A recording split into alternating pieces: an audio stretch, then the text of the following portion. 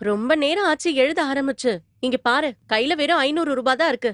அதுக்கேத்த மாதிரி பொருள் எழுதுனா போதும். ஏய், முக்கியமான பொருள் மட்டும் தாண்டி எழுதுறேன். அந்த முக்கியமான பொருள் என்னலாம் வாசி, கேப்போம். சரி கேளு, அங்க போய் சண்டை வேண்டாம். 2 பேடு. ஏய், எதுக்கு 2 பேடு? 1 பத்தாதா? ஏண்டி, என்னடி நீ? ஒரு பாக்கெட்ல மிஞ்சி போனா 6 இல்ல 7 தாண்டி இருக்கும். ஒரு மாசத்துக்கு எப்படி பத்தும்? 1 2 பேர் இருக்கும்ல, எனக்கே அது பத்தாதுடி. கொஞ்சம் அதுல அட்ஜஸ்ட் பண்ண முடியுமா? துணி வேணா யூஸ் பண்ணிக்கலாமா? ச்சே. முடியாது. சரி, ஓகே. அடுத்தது என்ன சொல்லு?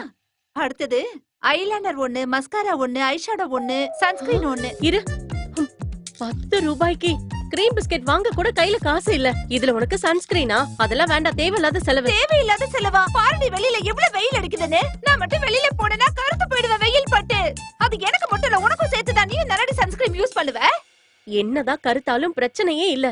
தேவையில்லாத செலவெல்லாம் பண்ண முடியாது. வேற ஏதாவது உனக்கு வாங்கணும்னா அத சொல்லு. மிச்சம் இருக்கிறது பிரெட் ஜாம் தான், அதாவது வாங்கி குடிப்பியா? பிரெட்டும் ஜாமும் அத கூட நான் வாங்கி கொடுக்கறேன். என்கிட்ட கூட லிஸ்ட். கடவுள் என்ன லெவல் அதையாவது வாங்கி தரேன்னு சொன்னீ, இல்லன்னா பசியிலேயே செத்துருவேன். அது சரி, நீ லிஸ்ட கூட, நானே போய் பொருள் எல்லாத்தையும் வாங்கிட்டு வரேன். அப்படியே இந்த ஊரையும் சுத்தி பார்க்கலாம்ல. இங்க பாரு, இது புது இடம். நீ ஊர் சுத்த போனா கவனமா இருக்கணும். சீக்கிரம் திரும்ப வந்துடணும். அதெல்லாம் நான் பாத்துக்கிறேன்.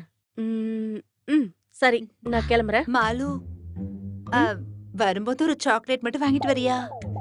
சாக்லேட் வாங்கவா? அதெல்லாம் வாங்க முடியாது லட்சோ, தேவையில்லாத செலவு.